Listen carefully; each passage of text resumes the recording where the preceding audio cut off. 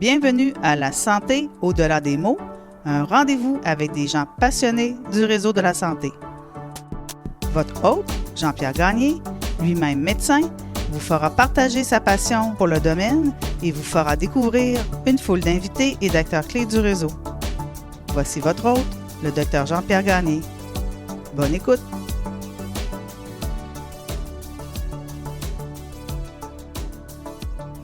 Je suis Jean-Pierre Gagné et bienvenue à ce nouvel épisode du balado La santé au-delà des mots. Il s'agit d'un des derniers épisodes d'une série spéciale sur l'aide médicale à mourir. Au cours des épisodes précédents, nous avons reçu des spécialistes du domaine. Nous avons également reçu M. Roch Viault qui a accompagné son père dans le processus et également une femme, Mme Sandra de Montigny, qui veut avoir accès à l'aide médicale à mourir via des directives médicales anticipées. Aujourd'hui, je suis avec Mme Caroline Pelletier qui milite pour élargir l'accès à l'aide médicale à mourir pour les enfants. J'ai donc bien hâte de m'entretenir aujourd'hui avec Mme Caroline Pelletier. Caroline, bonjour. Bonjour. Merci de vous joindre à moi pour cette activité. C'est avec plaisir. Et de me recevoir pour discuter d'un sujet qui est quand même délicat. Oui. On a eu l'occasion d'en parler au téléphone récemment, puis le hasard veut qu'on fasse l'entrevue la journée où le Collège des médecins vient de se prononcer, tout au moins en faveur là, de l'accès à l'aide médicale à mourir chez les enfants. Ouais. J'ai lu rapidement le fil de presse. C'était quand même pour les enfants en bas d'1 an, de ce que je crois comprendre. Oui, c'est ça. C'est un début, je crois. Moi aussi, un peu comme vous, j'ai lu ça tout rapide ce matin. C'est un autre journaliste qui m'a acheminé l'article qui était sorti. Donc, oui, c'est ça. On parle pour les enfants en bas d'1 an avec un diagnostic officiel qui serait tombé. Et chez les enfants de 14 à 17 ans, bien sûr, on oublie quand même une bonne tranche d'âge là, pour l'instant, mais c'est un début selon moi. Pour vous, c'est un début, c'est ça. Okay. Alors, si je vous présentais, là, vous avez 31 ans. Oui. Vous êtes originaire de Montmagny. Oui. Vous résidez à Saint-Cyril-de-Lessard, où nous sommes aujourd'hui, dans votre maison. Vous avez 5 garçons entre 6 mois et 13 ans. Oui. Et celui dont on va discuter aujourd'hui, c'est Abel, qui a 4 ans, qui est né le 15 août 2017 à 32 semaines de grossesse. C'est donc votre 3e garçon. Est-ce que ça avait été une grossesse normale? Totalement normale. J'ai été suivie de très près parce que je venais d'avoir une chirurgie bariatrique qui n'a aucun lien avec la situation, mais donc un suivi très serré, grossesse tout à fait normale. Tout s'annonçait pour être un petit poupon en parfaite santé à la naissance. Puis quand est-ce que les problèmes ont Ça a été très, très prématuré. J'ai commencé à avoir des contractions dans les heures qui ont précédé la naissance d'Abel. Et à 32 semaines, j'ai rompu la poche des os. On a dû aller en césarienne d'urgence, mais il n'y a rien dans les semaines ou dans les jours précédents qui aurait pu nous prédire une fin rapide comme ça de grossesse. Puis j'ai vu des coupures de presse de l'époque où il était malade au début, puis vous ne saviez pas ce qu'il avait, d'après ce que je comprends. On parlait de cytomégalovirus, notamment, à l'époque. Oui, c'est ça. Dans le fond, Abel est né à 32 semaines. Dans les premières heures de vie, tout semblait normal. Tout ce qui était, Abel, physiquement, avait le portrait d'un prématuré de 32 semaines, mais rien annonçait vers quoi qu'on s'en allait. C'est à 3 jours de vie que les premiers symptômes sont apparus. On parle de diarrhée chronique, de vomissements à répétition, de fièvre. Donc, à ce moment-là, moi, j'avais accouché à l'Hôtel-Dieu de Lévis. On nous a transférés en urgence à Québec, au CHUL.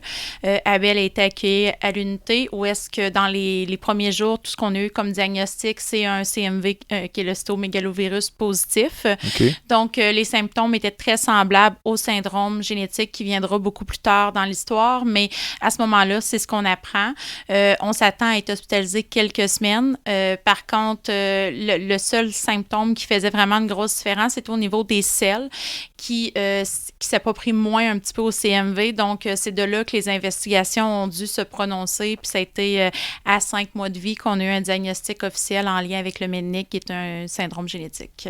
Il a été hospitalisé pendant tout ce temps-là? Oui. OK. 175 jours exactement à l'unité. Puis vous habitiez à Québec à ce moment-là? À ce moment-là, moi, j'étais à Saint-François-de-la-Rivière-du-Sud, qui est environ à 35 minutes du CHUL. Je voyage matin et soir, parfois 2 fois par jour pour être au chevet d'Abel le plus souvent possible. Donc, avec les autres enfants? À ce moment-là, c'est ça. À ce moment-là, j'ai mes 2 plus vieux à la maison à temps plein aussi. Donc, c'est une grande gestion, une grande réorganisation de vie qui s'en est suivie, mais on était dans l'inconnu et dans dans l'incertitude de ce qui allait arriver. Puis lorsque le diagnostic est tombé là, de syndrome de Mednick, dont on va parler dans quelques instants, c'est votre première réaction? Est-ce que c'est quelque chose que vous connaissiez d'abord? Non, parce pas que ça vient du de la tout. région? Oui, hein? pas du tout. Moi, dans le fond, au moment de la tombée du diagnostic, le premier lien qui se fait dans ma tête, je pense au conjoint de ma grand-mère qui est décédé il y a déjà plusieurs années, mais qui vient du Kamouraska. Par contre, ça se trouve pas être mon grand-père génétique, donc à ce moment-là, aucun lien qui peut se faire dans ma tête de comprendre pourquoi, comment et tout ça. Donc, c'est vraiment tout nouveau. On n'a jamais entendu ce nom-là. Les gens de notre région, personne ne connaît ce syndrome-là. Donc, c'est vraiment de faire face à de l'inconnu. Par contre, au moment de la tombée du diagnostic, c'est comme si on m'enlève un énorme poids parce que ça fait des mois qu'on est en attente de réponse. Okay. Donc, la journée où est-ce qu'on tombe avec un diagnostic, c'est beaucoup plus facile à gérer. Je dirais pas dans les premières heures parce que bien sûr, il y a des émotions, il y a des choses à vivre, mais dans les semaines, dans les mois qui ont suivi, c'est déjà beaucoup plus facile de vivre avec un diagnostic que de vivre face à l'inconnu. À ce moment-là, on sait ce dont notre enfant souffre, donc ça l'enlève déjà un gros fardeau à traîner d'être dans l'inconnu, là. OK. Ce que je comprends également, c'est à l'époque, lorsque vous recevez le diagnostic, vous revenez à la maison, vous avez l'impression que son espérance de vie est courte, d'après ce que j'ai lu. D'emblée, le jour même du diagnostic, on doit prendre des décisions au niveau du plan de soins qui va être offert à Abel. On nous propose trois options. Dans le fond, on a la possibilité de rester à l'hôpital encore plusieurs semaines, plusieurs mois pour stabiliser son poids. Ensuite, pouvoir avoir de la formation pour avoir de l'hyperalimentation. Par contre, ce qu'il faut comprendre, ce qu'il faut se remettre en contexte à ce moment-là, c'est que ça fait déjà 5 mois, presque 6 qu'on est à l'hôpital. J'ai d'autres enfants à la maison qui ont pratiquement jamais vu leur petit frère encore.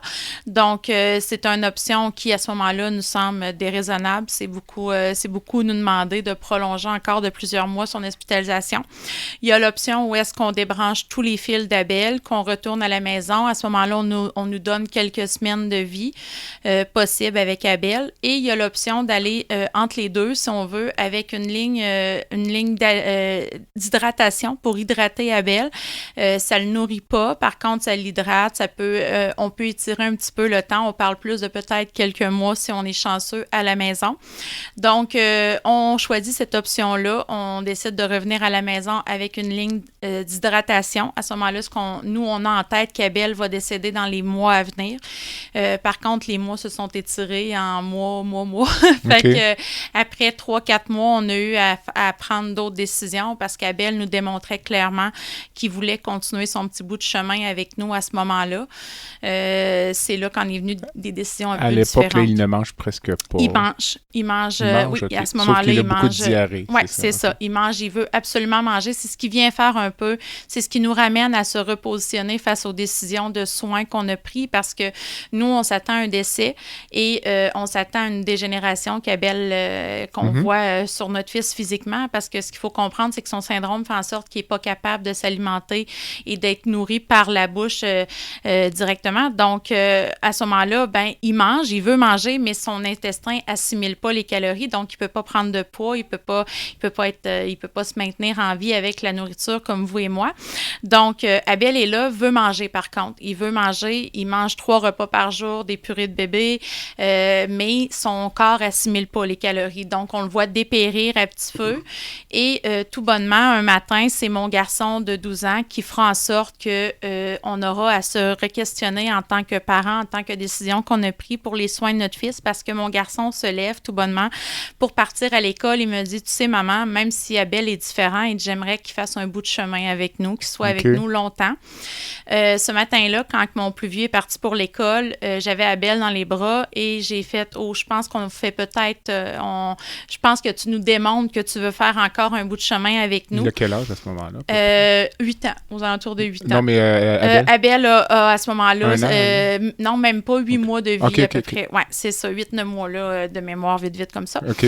Donc c'est ça, à ce moment-là, on réfléchit. Moi, j'ai eu la chance, dès les premières heures après le diagnostic d'Abel, d'être en contact avec 2 familles d'enfants MEDNIC aussi au Québec. Donc, j'ai pu me référer beaucoup à ces familles-là pour un peu voir ce qui peut arriver dans les mois, dans les années à venir avec Abel comme espérance de vie, tout ça. Les enfants qui étaient encore en vie actuellement étaient des enfants qui avaient eu recours à l'hyperalimentation. Intraveineuse. Donc, oui, c'est ça. Donc, à ce moment-là, puis la différence avec l'hydratation, c'est que là, je lui apporte des calories. C'est ce qui lui permet d'être maintenu en vie. Donc, à ce moment-là, on se dit, Abel nous démontre clairement qu'il veut faire son bout de chemin avec nous parce que des occasions de partir, Abel, il y en a eu plusieurs. Il les a pas pris. Il est resté. Fait qu'à ce moment-là, c'est sûr qu'on n'a pas tout le cheminement qu'on a aujourd'hui de fait non plus face au deuil, face à l'acceptation de la maladie et tout ça. Mais on se dit, on va lui offrir le maximum et on verra quel chemin que Abel va décider de prendre avec ces outils-là. On est allé vers l'hyperalimentation. J'ai relancé le CHUL. On a été hospitalisés, tout ça. L'hyperalimentation est arrivée dans nos vies avec l'espoir de faire quelques mois de plus avec Abel. Aujourd'hui, Abel est à l'aube de ses 5 ans. On joue, on gagne du temps. Du temps. C'est comme ça qu'on le voit, nous, à la maison. L'avantage qu'on a eu avec l'hyperalimentation, c'est d'avoir la possibilité de se créer des souvenirs, une vie quotidienne avec Abel à la maison, chose qui ne serait pas arrivée si on n'aurait pas eu ce soin-là depuis ce moment-là dans nos vies. Par contre, on est conscient que c'est provisoire. On est conscient que ce n'est pas un soin qu'on peut avoir pendant 20 ans de l'hyperalimentation, dans le sens que le corps humain, si la voie se brise, si on a des infections de ligne, du jour au lendemain, on pourrait m'annoncer qu'on n'est plus capable de lui réinstaller une ligne. Puis c'est là qu'on en vient à réfléchir sur les autres options de soins qu'il va avoir pour Abel à ce moment-là. Puis le corps médical, dans son ensemble, là, vous suivez dans vos décisions ou tentez parfois de vous envoyer peut-être plus dans un sens ou dans l'autre? Mettons, quand il a eu le temps de prendre l'hyperalimentation intraveineuse, c'était bien reçu ou c'était perçu comme une forme d'acharnement de votre part? C'était divisé comme pensée. Je pense beaucoup que c'est une question de valeurs personnelles qui habitent chaque médecin, chaque professionnel qui va nous côtoyer. La médecine, j'ai clairement pu comprendre dans les dernières années que tout n'est pas blanc ou noir. Il y a beaucoup de zones grises. C'est sûr que je vous mets en contexte avec l'hyperalimentation. Moi, on m'explique au moment où est-ce que je la demande qu'on va devoir réhospitaliser Abel, qu'on va devoir recommencer à le nourrir de façon intraveineuse graduellement, parce qu'à ce moment-là, ce qu'il faut comprendre, c'est qu'Abel a environ 8 mois de vie. Je vous ai montré des photos de mon garçon à ce moment-là. Il est en situation de dénutrition extrême. Cachexique, c'est en plein ça. J'ai pas tous les termes médicaux, mais c'est en plein ça. Et ce qu'on m'explique, c'est qu'on doit le réalimenter graduellement, sinon il pourrait avoir un décès imminent à cause que le corps humain est comme dénutri extrême. Donc, je sais déjà qu'en partant, on va être à l'hôpital quelques semaines avant de pouvoir être transféré vers les grands centres à Montréal qui vont nous former pour l'hyperalimentation. On attend tout fièrement le 6 kilos pour pouvoir franchir cette étape-là. Et ce matin-là, où est-ce que je m'attends à un transfert imminent, j'ai un médecin qui rentre dans la chambre et qui m'annonce qu'on ne sera pas transféré pour l'hyperalimentation parce que dans l'autre hôpital où est-ce qu'on est attendu, il y a un médecin qui s'oppose au fait qu'Abel ait l'hyperalimentation, considérant que c'est de l'acharnement. Okay. Moi, à ce moment-là, tout bonnement, je suis assise dans la chaise berçante et je regarde le médecin. Je me rappellerai toujours de cette journée-là. Il est environ 8h30 le matin. Je lui dis, c'est pas vrai qu'en 2019, mon fils va mourir de faim. Quand l'homme est capable d'aller sur la Lune, quand les autres MEDNIC ont eu de l'hyperalimentation. J'ai dit, moi, j'ai dû à ce moment-là militer pour avoir droit à ce soin-là. J'ai pas laissé grande possibilité. J'étais prête à prendre les affronts et aller dans les médias. J'étais prête à sortir sur la place publique pour partager notre histoire. Et finalement, on a été transférés comme prévu avec l'attente d'une confirmation que la voie centrale serait installée, mais moi, j'avais donné un ultimatum qui était midi ce jour-là pour avoir une réponse. Et à midi moins 5, le téléphone a sonné et on m'a annoncé qu'on était transféré au Children qui acceptait de prendre Abel sous son aile avec l'hyperalimentation. Je m'excuse, le médecin qui avait refusé était à Sainte-Justine ou au Children? À Québec. OK, à Québec. Oui, okay. c'est ça. C'était pas lui personnellement qui refusait, par contre, c'est important de le spécifier. C'était vraiment à Sainte-Justine, semble-t-il. Mais ce qu'on me disait, c'est que le transfert pouvait pas se faire parce qu'il y avait, on ne pouvait pas enclencher ce processus-là avec Sainte-Justine parce qu'il y avait un médecin là-bas, qui... c'est ça. Que vous n'avez jamais rencontré. Non, c'est ça, parce que la porte s'est fermée rapidement étant donné que l'autre centre hospitalier nous ont pris. Donc, c'est ça. À ce moment-là, on est transféré. Fait que à cet endroit-là, au Children à Montréal, et s'en est suivi une hospitalisation d'environ 2 mois où est-ce qu'on a dû être formé pour l'hyperalimentation, où est-ce qu'on a installé la voie centrale d'Abel aussi, où est-ce qu'on l'a réalimenté. Et très rapidement, on a vu la différence physique chez mon fils. Il a été capable de prendre du poids, de le maintenir. Il a continué à s'alimenter quand même plusieurs mois suite à l'installation de sa voie centrale et a fait son petit bout de chemin avec... Jusqu'à aujourd'hui. Oui, jusqu'à aujourd'hui, qui est encore avec nous. Le syndrome de Mednick, ça se caractérise par quoi là, dans votre quotidien? Oui, là, dans le fond, Mednick, c'est un acronyme de symptômes pour bien mettre en image. Le M représente le retard mental. Dans le fond, Abel a 4 ans et demi actuellement, mais a l'âge mental beaucoup plus d'un bébé d'environ 6 mois. Moi, mon plus jeune a 6 mois, puis je vous dirais qu'ils sont pas mal au même stade actuellement. Abel va, jusqu'à tout dernièrement, nous communiquer facilement le besoin de se faire changer de couche, le besoin, exemple, quand, dans sa chambre, le soir, ça lui prend une lumière. C'est des choses qu'il réussit à communiquer comme un bébé. Okay. Mais c'est ça. Donc, le retard mental est là. L'entéropathie, tous les problèmes intestinaux, c'est un peu ce qu'on parle depuis tantôt au niveau de l'absorption de son système digestif, tout ça, ce qui ne fonctionne pas. Le deafness, je m'excuse les termes anglophones, là, mais c'est la surdité. Donc, Abel est sourd complètement des 2 oreilles. Mon fils aurait la possibilité d'être implanté, a tout son appareil auditif. Par contre, moi et son père avons pris la décision dans les 2 dernières années de ne pas entamer ce processus-là parce qu'on considérait que physiquement, il y avait déjà assez de souffrance. Donc, ça reste des grosses opérations majeures. Est-ce qu'il n'entend pas du tout? Il n'entend pas du tout. Pas du tout. Okay. Sinon, les autres termes sont beaucoup plus au niveau des problèmes de peau. Les problèmes d'absorption de son système au niveau du cuivre, tout ça fait en sorte que sa peau a des impacts, une sécheresse qui est très grande, doit être crémée beaucoup. Les infections de peau aussi sont à risque énormément. Exemple, Abel, si tu as un bébé aux couches, bien entendu, si on a des périodes où est-ce que les fesses irritées comme tous les nouveau-nés, ben lui, ça va durer beaucoup plus long, ça va être beaucoup plus dur de récupérer à ce niveau-là. Donc, en gros, c'est les choses qui touchent Abel là, dans son quotidien avec son syndrome. Vous êtes en train de préparer, vous me disiez, un récit ou... Oui, c'est un projet qui a fait du chemin dans ma tête. Peut-être, je dirais, Abel avait peut-être 1 an et demi quand j'ai commencé à envisager de partager un peu notre vécu.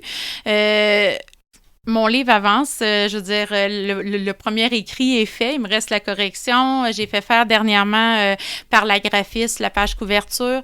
Dans le fond, je pense de façon simple, pour faire un résumé, le titre dit pas mal ce que je vise dans ce partage-là, c'est « Accepter l'inacceptable ». Le sous-titre étant « Accueillir et apprivoiser la maladie et la mort de son enfant ». Moi, ce que je souhaite partager, c'est pas nécessairement notre histoire personnelle dans ses détails, mais vraiment le chemin pour en arriver en tant que parent à accepter que la maladie frappe notre famille, de 1, et de 2, en venir à accepter le décès de notre enfant, parce que dans la première année de vie d'Abel, je pensais que c'était quelque chose qui était impossible. Par contre, avec le cheminement, avec les gens qui m'ont côtoyé, avec l'aide que je suis allée chercher, j'en suis venue à comprendre que le jour où est-ce qu'Abel va décéder, ça va être sa délivrance physique à lui, parce que mon garçon, il n'y a pas une journée de sa vie depuis qu'il est né qui n'a pas souffert physiquement. Je peux le voir à la maison facilement. Les gens qui le côtoient le voient aussi. Abel souffre.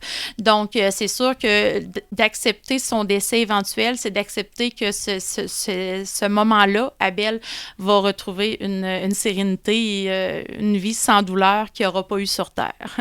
Quand vous disiez que dans la première année, là, vous n'étiez pas capable d'envisager sa mort? Ou... Non, c'est en plein. Ben, je l'envisageais, sa mort, mais j'envisageais pas ma survie à moi. OK. En tant que maman, suite à ça.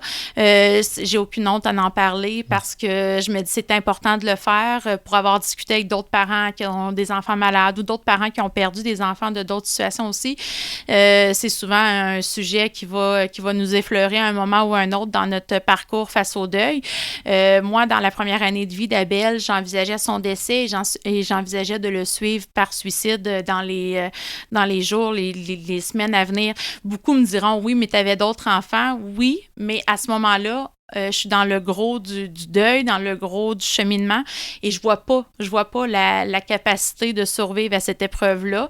Par contre, je suis allée me chercher de l'aide, je suis allée cogner à des portes. Quand j'ai pris conscience de ces pensées-là, je me suis dit j'ai besoin d'aller chercher de l'aide. Donc, avec le cheminement, puis c'est là qu'en est venue l'envie et le besoin de partager mon récit pour aider d'autres parents qui vont éventuellement vivre la maladie ou même un autre, peu importe la façon que notre enfant décède, je pense qu'au final, le résultat est le même. On doit survivre à la personne qu'on aurait aimé le plus sur Terre et dont on aurait donné notre vie pour pouvoir lui permettre de continuer la sienne. Pensez-vous que c'est pire perdre un enfant lentement comme vous êtes en train de le faire ou subitement d'un souvent, accident? Oui, c'est ça. Moi, souvent, j'ai pu élaborer cette question-là avec les gens qui me questionnent beaucoup du fait que est-ce que ça aurait été plus facile de faire une fausse couche? Est-ce que ça aurait été plus facile de perdre Abel dans les premiers mois de vie? Moi, ce que je réponds d'emblée, c'est non, parce que j'aurais pas eu l'impression de connaître mon fils de la même façon que je le connais aujourd'hui. Abel, tu sais, moi, je donne par exemple, j'ai eu 2 enfants après Abel. C'est sûr qu'on ne vit pas la maternité de la même façon après avoir côtoyé la maladie d'un de ses enfants comme ça. Dernièrement, il y a quelques mois tout encore, je ramenais mon petit dernier à la maison qui a aujourd'hui 6 mois, puis je le regardais dans les premières semaines de vie, puis je me disais, mon Dieu, c'est un petit humain, mais je le connais pas. Je ne sais pas ce qu'il va aimer dans 2 ans, dans 3 ans.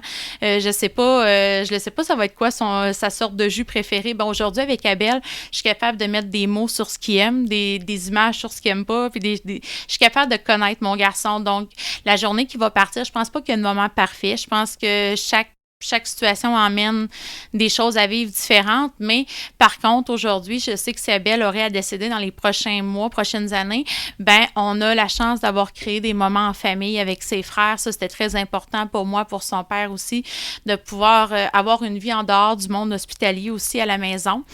Donc, c'est ça. Je me dis non, ça aurait probablement pas été plus facile ou moins facile, mais c'est différent. Je pense que c'est différent. Puis, c'est comme ça, je pense que je les résume oui, bien, tout à mais fait. c'est ça. Est-ce qu'il est tout le temps avec vous ou il est parfois chez son père? Ouais, ou... Non, Abel est à temps plein à la maison avec moi. Okay. Moi et Pierre-Luc a une place très privilégiée dans ma vie. On a pris la décision de se laisser parce que, dans le fond, tantôt, on en parlait ouvertement, mais c'était beaucoup plus une idée de se suivre en famille qui nous habitait au moment de la première année de vie d'Abel, parce que tous les deux, on avait de la misère à envisager la survie face à notre enfant. Et à ce moment-là, bon, on a dû prendre des décisions en tant que couple. Puis moi, j'ai pris la décision de me sortir, moi, la tête de l'eau en premier. Mais je suis toujours restée à côté de Pierre-Luc pour l'épauler. On s'est toujours entraidé énormément dans ce qu'on vivait avec Abel. On était une équipe de parents hors du tonnerre. Je veux dire, on a traversé tous ces ouragans-là, une après l'autre, ensemble, encore aujourd'hui. Pierre-Luc se trouve à être le parrain de mon plus jeune. Ça démontre, je pense, la place qu'il prend dans notre quotidien aussi à la maison. Pierre-Luc, c'est un papa qui est très présent, très impliqué, mais Abel n'est pas un enfant éligible à une garde partagée parce qu'on s'entend qu'avec tout ce que ça prend en soins, en matériel médicaux, ça serait illogique de faire un transfert entre 2 maisons. Donc, chez nous, c'est ma porte qui est ouverte à Pierre-Luc en tout temps. Pierre-Luc a accès à la maison quand il veut. Il vient voir Abel, emmène ses enfants à lui aussi pour qu'il y ait des échanges du côté avec les frères d'Abel, du côté de son père. Donc, c'est ça. On est une équipe de parents qui, malgré le fait que la maladie aura eu raison de notre couple, elle n'aura pas eu raison de notre rôle parental qu'on partage ensemble, par contre. il a été malade à plusieurs reprises. Vous disiez qu'il a failli partir là, Oui. Dans un contexte infectieux. Plusieurs, oui, c'est ça. C'est souvent en lien avec des infections, bien entendu. J'ai un exemple où est-ce qu'on est à l'hôpital à notre hôpital de région, on est en attente pour un transfert. À ce moment-là, j'ai mon employé qui est avec moi, qui est la nounou à la maison.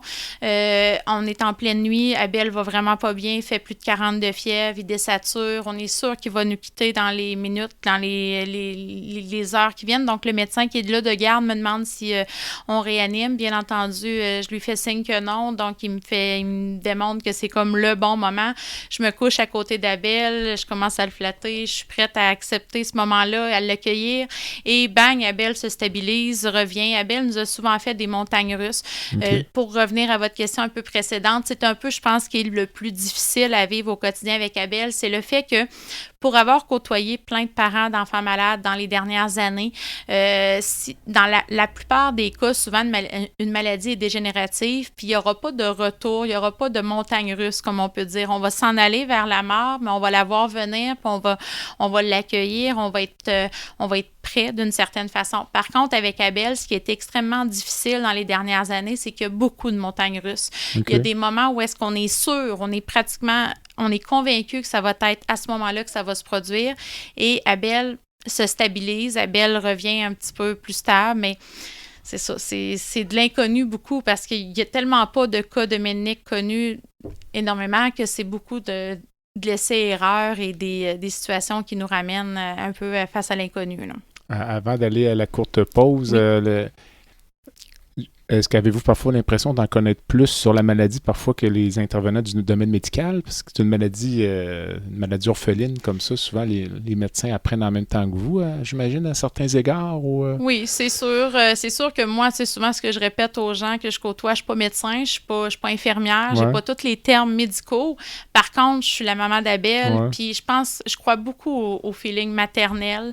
Ça ne m'a jamais trompée. Moi, un autre petit exemple, la première fois que j'ai vu Abel après sa naissance, dans les heures qui ont suivi, c'était mon 3e garçon. Bien sûr, c'était le premier prématuré, mais dès que j'ai posé les yeux sur Abel, je savais que cet enfant-là avait quelque chose de différent. J'aurais pas pu dire quoi à ce moment-là. Mais tout ça c'est ça pour partager plus le fait que je considère pas que j'ai de diplôme qui m'emmène à pouvoir dire que telle chose est médicale ou non. Mais l'instinct maternel est très fort, puis je pense que ça se trompe pas.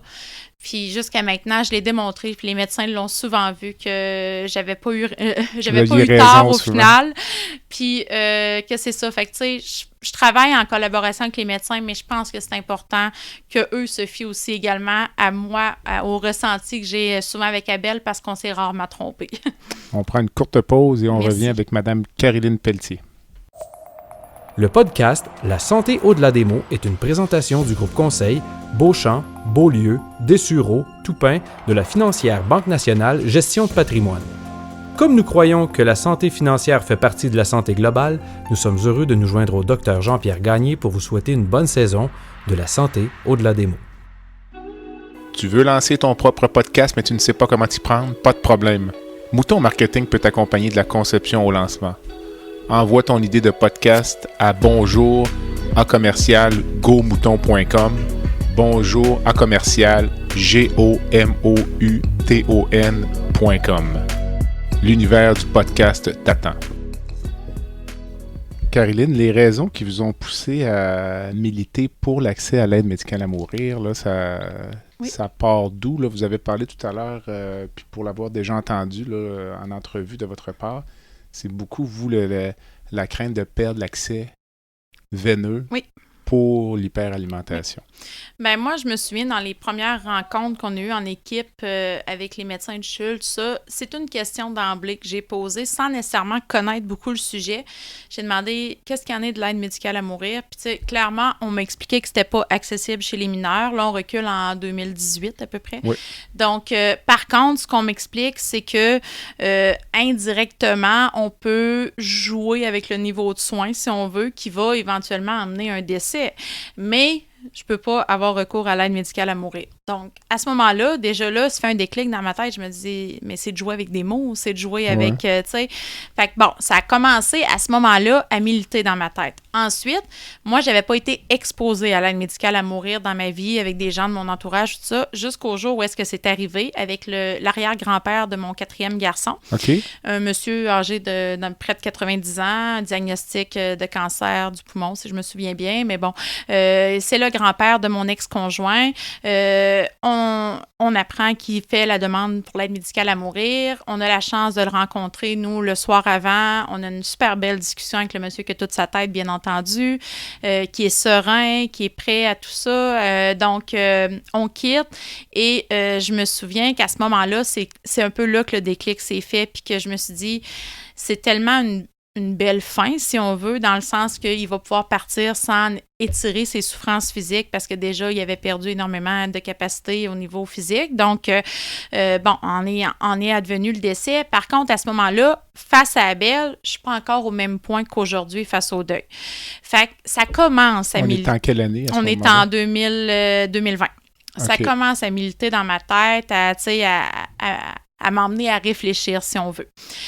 L'événement qui a vraiment fait en sorte que là, je me suis dit, il faut que les choses changent, il faut que ça bouge. C'est en juin l'année passée, où est-ce que dans les médias, j'ai vu passer l'histoire d'un petit bébé qui a eu à décéder un peu dans les mêmes conditions qu'attend Abel si les lois ne changent pas. Le bébé est atteint d'un syndrome qui est différent d'Abel. Je ne pourrais pas dire lequel exactement, mais ça l'a circulé dans les réseaux sociaux, dans les médias. Et je me suis reconnue énormément dans ces parents-là qui disaient ça n'a pas de sens que notre bébé décède dans des conditions comme ça. Cet enfant-là est mort de faim. C'est ce qui attend un peu fort probable Abel parce que les probabilités qu'il décède en lien avec son syndrome sont beaucoup plus élevées que d'autres causes. Donc, c'est sûr que si on perd l'accès veineux à Abel ou si un jour on est confronté au fait qu'on n'est pas capable de lui en réinstaller une, c'est ce qui va attendre mon garçon de façon progressive. Je vais le voir perdre du poids, je vais le voir dénutri, je vais le voir mourir à petit feu. Et c'est là que ça devient, à mes yeux, immoral. Pourquoi que je peux pourquoi qu'aujourd'hui, en 2021, je peux prendre la décision d'arrêter de le nourrir, mais que je peux pas avoir recours à l'aide médicale à mourir?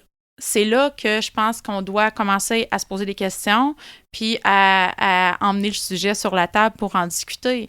Fait que c'est... Moi, en juin, l'année passée, j'étais à l'aube d'accoucher. J'étais à quelques semaines d'accoucher, donc c'est sûr que j'ai pas l'énergie puis j'ai pas le temps de me consacrer sur le sujet nécessairement, mais je me dis, à ce moment-là, c'est sûr que je mets ça de côté pour quelques semaines, mais je vais revenir à la charge puis je vais devoir prendre parole pour partager un peu notre histoire puis aider ces parents-là qui souhaitent faire bouger les choses parce que cette maman-là avait parti dans les heures qui ont suivi le décès de son bébé une pétition, tout ça, donc que j'ai signé bien entendu sur les réseaux sociaux et que j'ai partagé et je m'étais dit, je mets ça de côté mais j'y reviens dès que je me remets de mon accouchement. Okay.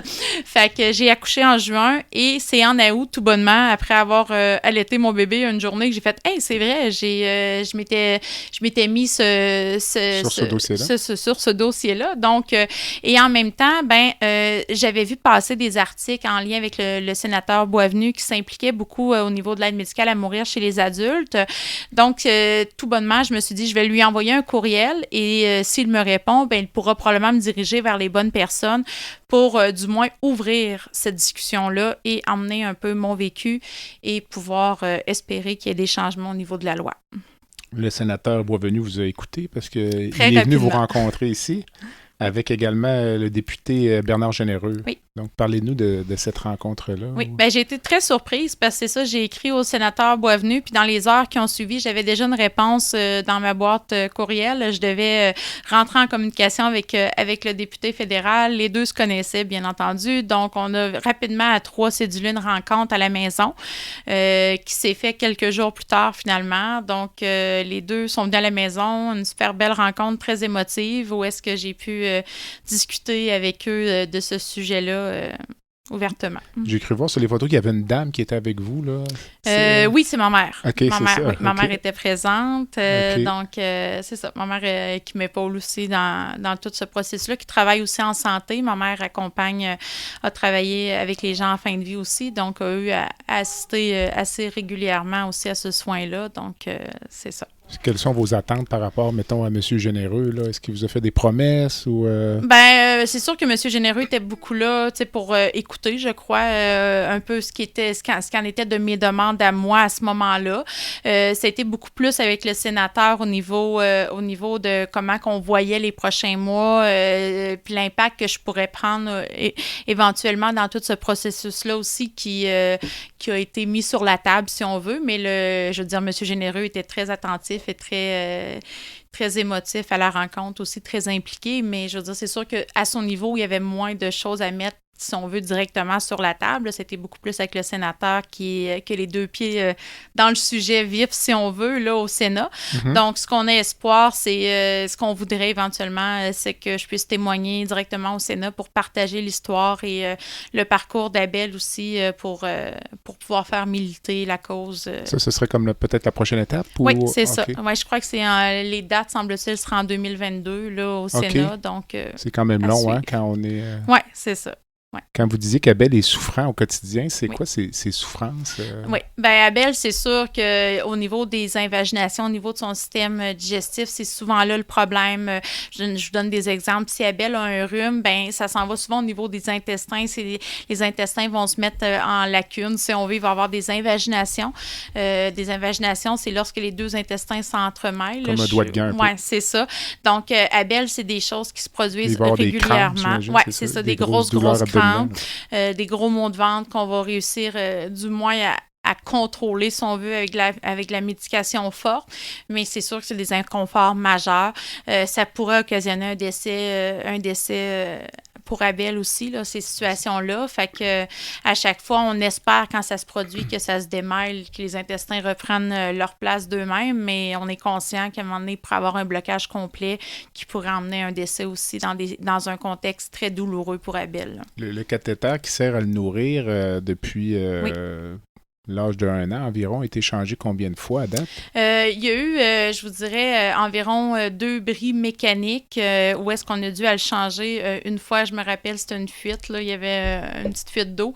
D'eau, du liquide, dans le fond. Fait qu'on a dû le changer sur guide. Oui, c'est ça, sur guide. Merci pour les termes médicaux.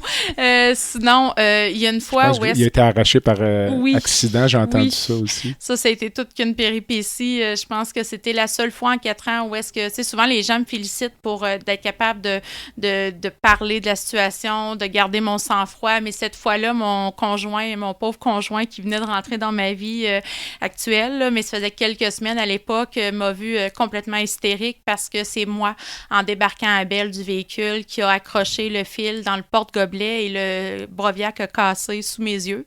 Okay. Donc, ça a été un moment de panique totale, d'hystérie, parce que à mes yeux, à moi, je venais moi-même d'enlever ce qui nourrit mon fils au quotidien, sans savoir si on serait capable de le réparer ou de lui réinstaller. Donc, ça a été une situation vraiment dramatique dans les heures qui ont suivi, jusqu'à temps que finalement, on était très chanceux, on était capable de le réparer cette fois-là. Par contre, c'est ça, il y a environ, je vous dirais, de mémoire, au moins 3 fois où est-ce que passer au bloc pour complètement changer l'accès. Changer le site? Oui, c'est ça, le site, l'endroit. Parce que là, à ce moment-là, il y a une fois sûr que c'était une infection ou est-ce qu'on ne pouvait pas le traiter avec des antibiotiques, ça devait être retiré, le matériel changé. Il y a 2 fois au moins que c'était des bris mécaniques. Donc, c'est ça. À chaque fois, on sait qu'on prend la chance, on le renvoie au bloc, mais on n'a pas la certitude qu'il va revenir du bloc avec une nouvelle ligne installée parce qu'on ne sait pas si ça va fonctionner, si le chirurgien va être capable de trouver l'endroit.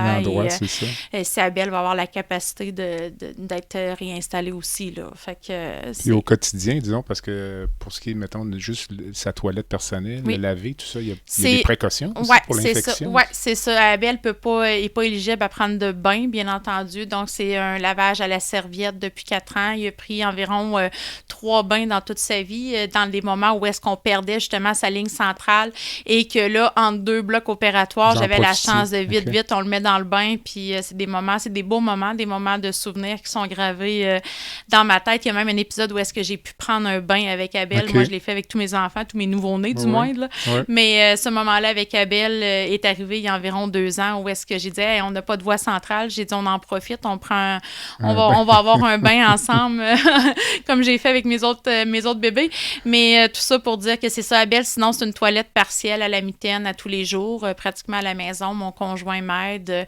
C'est des soins comme on donne souvent en soins de fin de vie, en soins de confort. Là.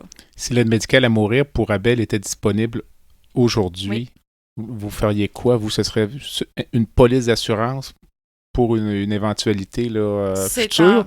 Ou ce serait peut-être quelque chose que vous envisageriez maintenant? Oui, c'est une bonne question, mais c'est ça, pas du tout dans l'éventualité, je veux dire, actuelle, parce que présentement, Abel est stable. Par contre, comme je vous dis depuis tantôt, c'est qu'on est conscient que si on perd sa voie centrale, ce qui attend Abel, c'est une mort lente et dégénérative. Là, il va perdre ses acquis, il va perdre son poids, on va le voir dépérir physiquement. Donc, c'est sûr que moi, la journée où est-ce qu'on serait confronté à ça, je préférais de voir mon fils partir en chair et en os dans des conditions sereines qui va faciliter son départ à lui, mais à nous aussi en tant que parents pour accepter ce moment-là parce que de le voir perdre à petit feu son côté physique, c'est pas plus facile non plus pour nous en tant que parents. Par contre, d'administrer le soin actuellement, je considère que non, parce qu'Abel, présentement, ça va bien. Ça serait pas justifié. C'est ça. Fait que ça serait vraiment une police d'assurance, disons-le comme ça. Ouais. Les soins palliatifs que je qualifierais de normaux ou réguliers, ce serait une solution mitoyenne. Oui, c'est ce qu'on est là-dedans depuis 4 ans. Dans le fond, nous, on est suivis par l'équipe palliatif au CHUL, qui est une équipe en or, qui m'assure depuis le premier jour que le moment où est-ce qu'Abel aura à décéder, que ça va se faire dans le moins de souffrance possible et tout ça. Mais encore là, souvent, je considère que c'est de jouer beaucoup avec les mots parce que de façon physique, on l'a vu dans des épisodes où est-ce qu'Abel était pas sur hyperalimentation. Je recule au début de la situation sanitaire COVID où est-ce qu'on a perdu la voie centrale d'Abel.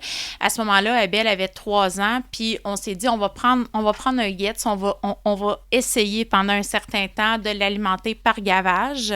Donc, on a eu un tube qui tombait directement dans son estomac. On le gavait. Abel, il voulait manger, mais physiquement, j'ai vu mon fils dépérir encore une fois. Il a perdu du poids, il arrachait son fil. C'est instantané. Dans les jours, il arrachait le tube tout le temps. Ah oui, il fait arracher son fil 3-4 fois par jour. On devait lui réinstaller. C'était quelque chose. Confortable. Vraiment pas. Puis moralement, c'était extrêmement difficile pour toute la famille de voir Abel comme ça dans un contexte physique comme ça aussi. Donc, c'est ça. Mais Abel, par contre, à ce moment-là, voulait manger, voulait continuer à vivre parce qu'il nous le démontrait fermement. Moi, je considère que si on est en fin de vie, qu'on arrête de s'alimenter, déjà là, c'est un signe que la personne accepte de partir, mais moi, Abel me démontre qu'il veut manger, me démontre qu'il veut continuer à ce moment-là. Donc, c'est sûr que je ne pouvais pas envisager de le laisser partir dans des conditions comme ça. Moi, c'est un peu ce qu'on disait au début de l'entrevue, de le laisser mourir de faim. À ce moment-là, c'est là que ma question se pose. Qu'est-ce qui est le plus moral? Demander l'aide médicale à mourir ou accepter de laisser mourir mon fils de faim?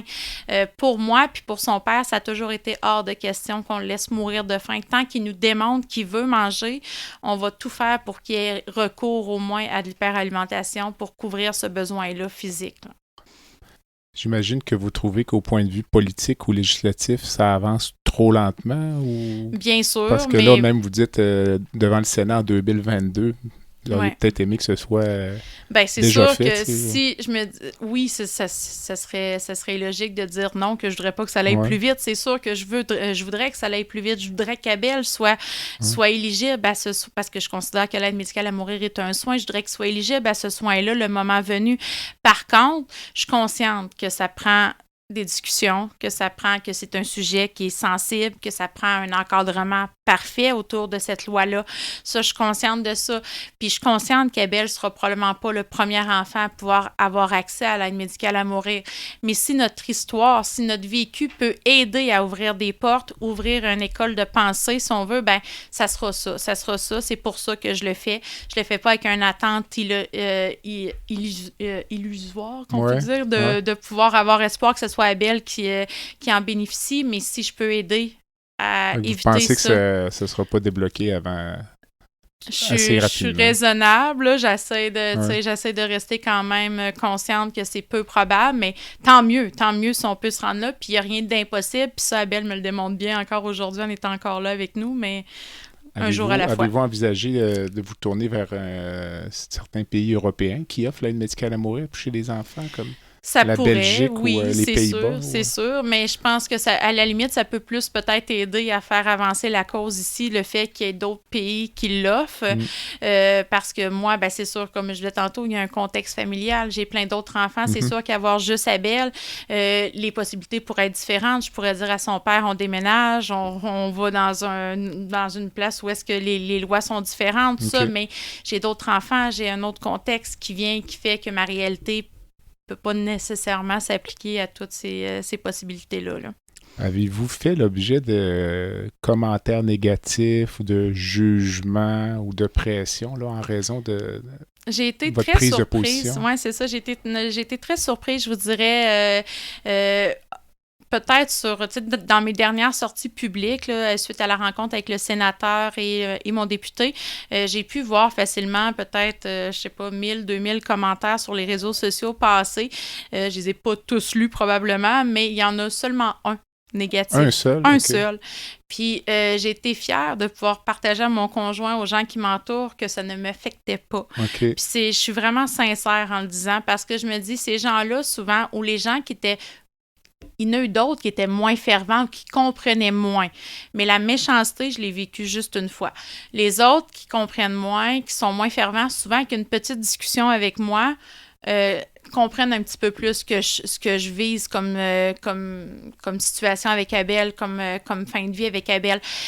Par contre, au niveau de la méchanceté, ça, je l'ai vécu juste une fois, puis ça m'a pas atteint personnellement, parce que cette personne-là, je le connais pas, puis je suis pas intéressée à le connaître non plus, mais pour avoir vu un petit peu via les réseaux sociaux, qui aujourd'hui nous démontrent beaucoup de la vie personnelle, est un père de famille. Moi, ce que j'ai envie de répondre à cette personne-là qui, dans le fond, verbalisait le fait que je n'aurais pas dû avoir d'autres enfants après Abel, du moins, parce que une fois qu'on sait qu'on est porteur d'un gène majeur comme ça, qu'on devrait être vasectomisé et ligaturé, j'ai trouvé ça complètement illogique, parce que moi, depuis Haute comme 3 pommes, je sais que je vais avoir une grosse famille, que je vais être maman dans ma vie. C'était la base de tout. Tous les gens me connaissent, savaient que j'allais finir avec une grosse famille. C'était pas nouveau. Je suis aussi éducatrice à l'enfance. Ma vie est basée sur les enfants. Donc, de pas pouvoir être maman avant ou après Abel à cause d'un gène à défaut, c'est complètement illogique à mes yeux. L'avantage est qu'aujourd'hui, je sais que je suis porteuse de ce gène-là, chose que je ne savais pas durant ma grossesse d'Abel. Donc, j'ai pu prévenir aux grossesses précédentes Abel le fait que le bébé à naître allait être en parfaite santé, chose que je n'ai pas pu offrir à Abel parce qu'on ne le savait pas. Ouais, Abel, on ne le savait pas.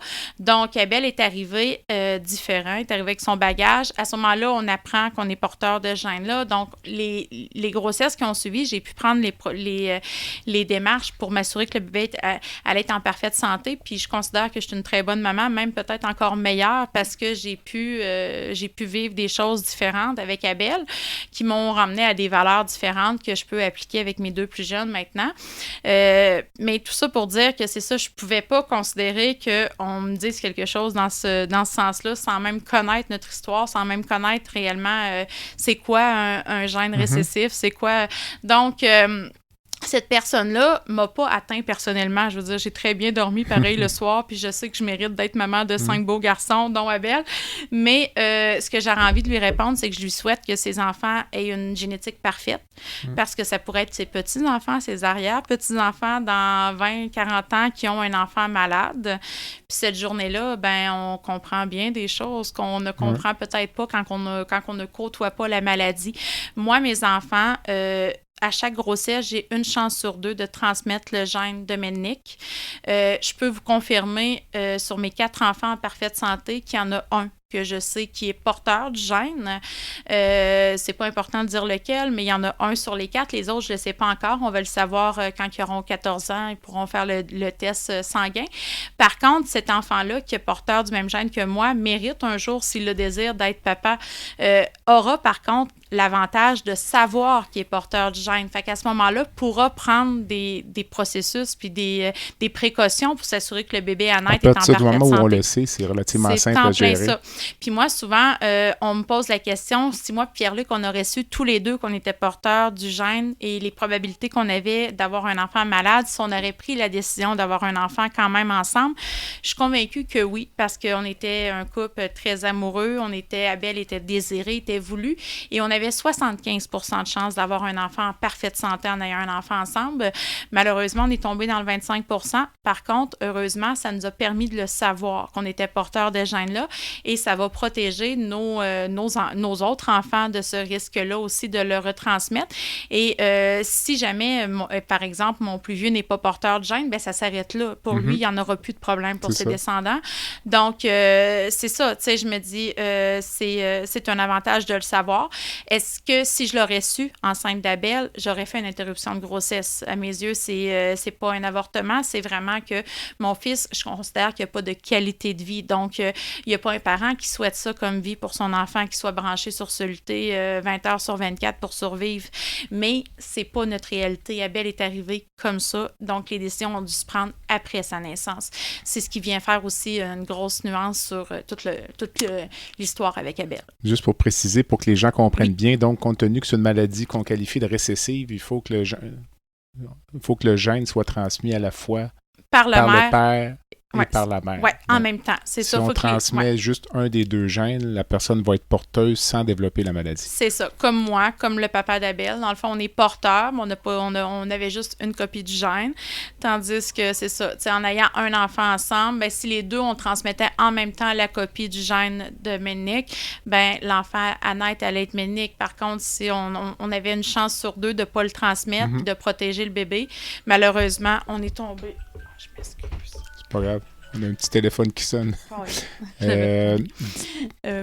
oui. Donc, c'est ça. Donc, une chance sur 4 là, que vous dites. Oui, c'est ça. Fait que tout ça pour dire que oui, fort probablement qu'on aurait pris la décision d'avoir un enfant ensemble. On est 2 excellents parents.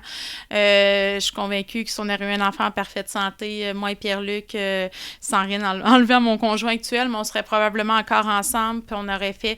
La maladie a eu raison de notre couple, mais on est 2 excellents parents, puis le plus gros du deuil, je pense, on le vit dans le fait justement qu'il y a plein de choses qu'on ne vivra pas ensemble en tant que parents, mais on vit des choses différentes par contre, puis face à la maladie, puis on est un super équipe de parents. Okay. Puis c'est ça. Fait que c'est juste que oui, probablement que si je l'aurais su avant, pas probablement, on aurait fait les tests, puis si on aurait appris qu'Abel était porteur du syndrome, ben j'aurais fait une interruption de grossesse pour être logique, parce que, je veux dire, je souhaitais pas, il n'y a pas un parent qui souhaite une qualité de vie comme ça à son enfant. Avez-vous été capable de retracer dans l'histoire généalogique de vos 2 familles des cas de Menick ou... Oui. On était chanceux, parce que dans le fond, moi, j'ai rencontré un des médecins qui travaillait fort sur la recherche du gène qui se trouve à Rivière-du-Loup, qui est un dermatologue, Dr Drouin, qui a eu la gentillesse avec son équipe de généticiens de faire la récession de toute notre histoire généalogique. Et ça remonte vraiment à très, très loin. Là. Je me rappelle plus exactement, là, mais dans les années 1966. En tout cas, il faudrait que je vérifie dans mes données, là, mais c'est très, très loin. C'est sûr que nous, nos 2 familles, à moi et Pierre-Luc, se connaissaient de village, si on veut, OK. parce qu'on venait un peu de la même région, mais jamais on aurait pu croire qu'on avait un ancêtre commun à quelque part dans notre généalogie. Là, ça a été vraiment une surprise pour tous les gens que ça impliquait, là, de proche ou de loin dans nos familles. Là, on était vraiment... Donc, la source du gène, ça, elle est connue. Ouais, c'est ça. OK. C'est ça. Ouais. Merci. Alors, on est en fin d'entrevue. Il y a une petite section plus reposante, là, après des sujets très sérieux, là. Donc, j'appelle ça la section baguette magique de l'entrevue, si vous pouviez changer une chose instantanément dans le système de santé aujourd'hui. Oui, j'y ai bien réfléchi hier soir. J'en ai discuté avec mon conjoint. C'est sûr qu'il y aurait pu avoir plein de choses que j'aurais pu ramener sur la table, mais je pense que l'accessibilité aux soins. Puis ça, c'est vague parce que c'est pas juste, comme je disais tantôt, moi, je considère que l'aide médicale à mourir, c'est un soin. Donc, ça devrait être accessible. L'hyperalimentation, c'est un soin. Ça devrait être accessible dans le sens que je devrais pas avoir à me battre pour avoir droit à des soins de santé. Je devrais pas que ce soit pour mon enfant ou dans d'autres situations. Je connais des gens qui ont eu à se battre pour militer, pour avoir droit à des soins qui leur face à leur maladie ou peu importe. Mais on devrait, en 2021, bientôt 2022, avoir une accessibilité plus grande aux soins de santé. Puis que ça soit, je donne un exemple, mais mon nouveau-né a fait une simple un pneumothorax, tout ça, puis à la naissance, on ne devrait pas attendre... non, c'était pas ça, je voulais dire. Exemple. Je me suis trompée. Dans le fond, ce que je voulais dire, c'est que dernièrement, mon nouveau-né a fait une bronchiolite. OK. Puis on a dû se présenter à l'urgence. On a attendu 4 heures à l'urgence. OK, ouais. Je trouve que c'est ça le problème au niveau de l'accessibilité aux soins de santé. Ça devrait être plus facile. On devrait avoir... on devrait pas avoir à mettre ces énergies-là sur des situations comme ça. Tu sais, moi, je donnais par exemple tantôt en début d'entrevue quand j'ai eu à mettre un peu des menaces, si on veut. J'aime pas le mot menace, mais bon, j'ai un peu menacé au niveau des médias, tout ça, pour avoir l'aide, pour avoir l'hyperalimentation pour Abel. Ça devrait pas être comme ça en 2021 parce que les énergies que j'ai à mettre, les moments que j'ai à mettre avec mon enfant qui est en soins palliatifs, je devrais pouvoir les mettre sur du beau, sur du positif avec lui et pas sur des situations comme ça. Je pense que les parents qui déjà avons à vivre avec le deuil d'un enfant en fin de vie, d'avoir à militer pour avoir recours aux soins de l'aide médicale à mourir, ça devrait pas être parce que au final, moi, ce que je demande, c'est pas que la décision revienne à nous en tant que parents, c'est que ça soit accessible. Donc, c'est là un petit peu que j'essaierai de faire travailler. Très bonne réponse. Je vais tenter de résumer ça en une ligne sur mon site Internet. Si je reprends la baguette magique, puis je vous donne le loisir de rencontrer une personne dans le monde, n'importe qui, vivante ou décédée. Oui.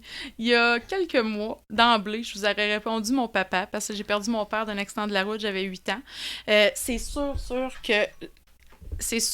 que j'aurais été prendre un café avec lui pour discuter de bien des choses.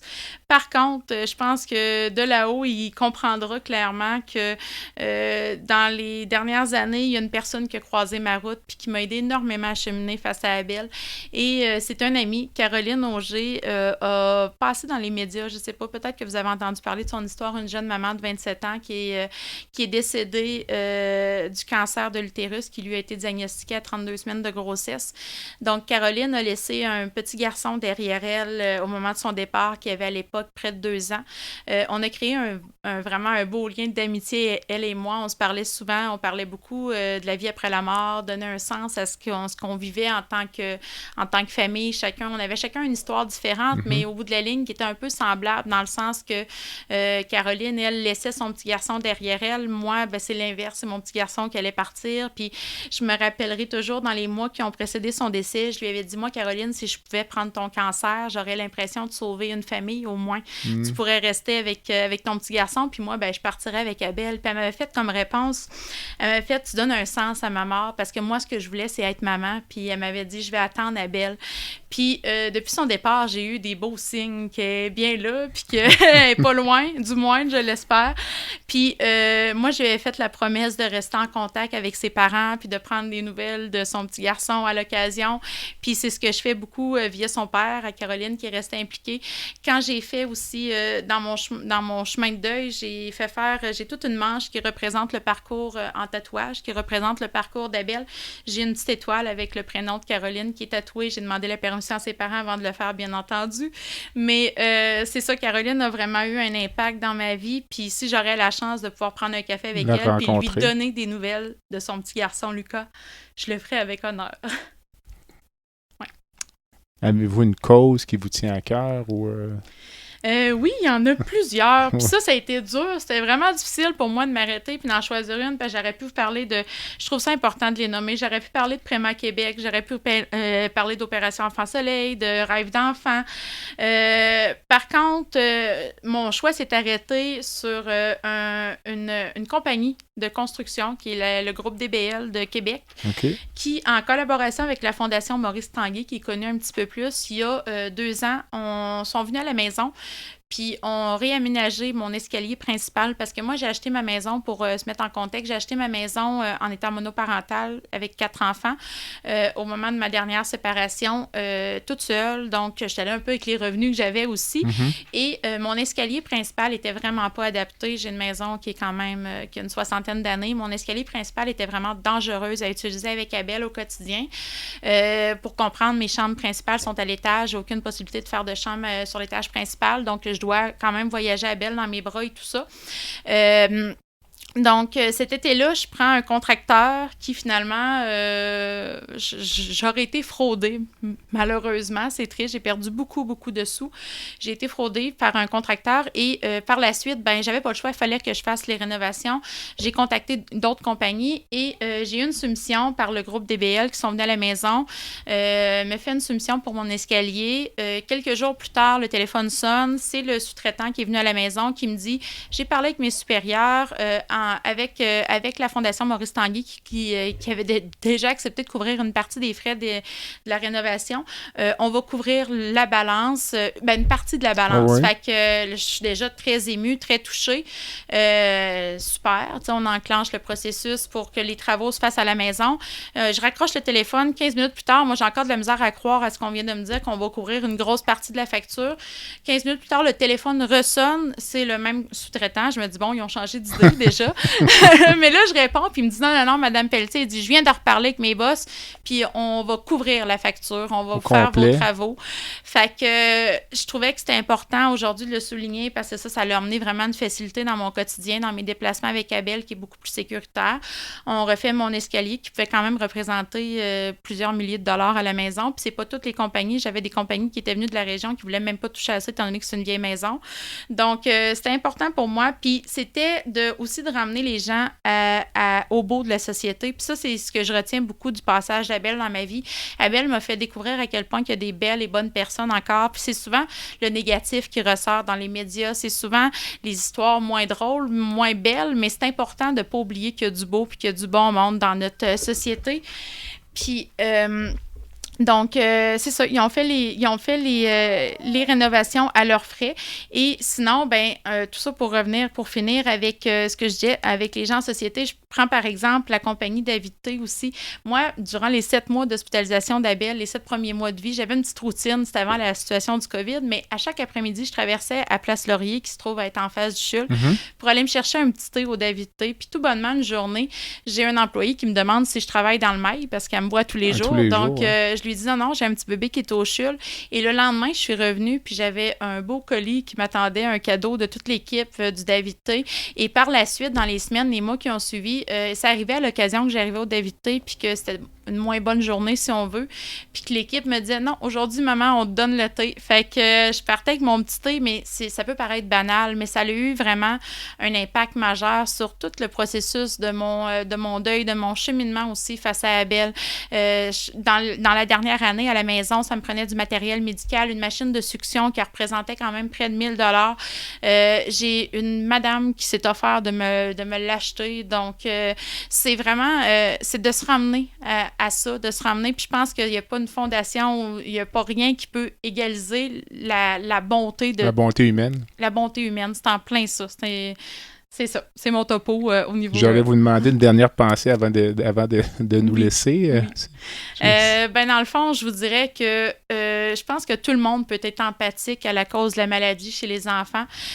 Par contre, ce qu'il ne faut pas oublier, c'est que du jour au lendemain, ça peut frapper notre famille. Ça peut arriver à notre porte. Moi, j'ai souvent été empathique à des gens qui côtoyaient la maladie autour de moi, mais je pensais jamais que moi, je le vivrais de si près. Puis du jour au lendemain, ça l'arrive. On a des choses à apprendre de tout ça, mais la chance qu'on a d'avoir des enfants en parfaite santé, si chaque parent ce soir, en allant border leur enfant, pouvait remercier la vie d'avoir des enfants en parfaite santé, puis juste de prendre en conscience la chance puis le privilège que c'est, il n'y a pas plus grand que ça sur Terre. Puis moi, si je pouvais donner ma vie pour Abel, je lui donnerais, je partirais demain matin à sa place. Si on me garantirait qu'il serait en parfaite santé et qu'il pourrait continuer son chemin de vie, c'est ce que je ferais. Fait que d'accepter et de réclamer l'aide médicale à mourir au niveau de mon fils, c'est que pour moi, ce que je veux que les gens retiennent, c'est que c'est la plus grande preuve d'amour que je peux donner à Abel à mes yeux. C'est d'accepter que le moment qu'il va partir, je vais, moi, avoir à vivre avec ma peine et son absence, mais lui va pouvoir avoir son moment de délivrance physique face à ses douleurs et commencer une nouvelle vie qui sera différente que celle qu'il aura eue sur Terre. Merci. Merci. Alors, ceci conclut mon entretien on termine sur une note émotive. Merci beaucoup. Merci. Ceci conclut mon entretien avec Mme Caroline Pelletier. Caroline, merci beaucoup. Merci. On va suivre le dossier au cours des prochains mois, puis en espérant que ça évolue favorablement. Oui. Je vous invite donc à écouter les autres épisodes de cette série spéciale sur l'aide médicale à mourir. L'entrevue d'aujourd'hui devrait, à moins d'une surprise, être le dernier de la série. Vous pouvez également écouter les autres épisodes du balado « La santé au-delà des mots ». Je vous invite à visiter le site web qui est baladosanté.ca au baladosante.ca. Vous pouvez vous inscrire au site web sur la page d'accueil, m'envoyer des commentaires, suggérer des invités. Et je fais également un appel aux commanditaires qui voudraient s'associer à cette activité. En attendant, je suis Jean-Pierre Gagné et vous avez écouté La santé au-delà des mots. À bientôt.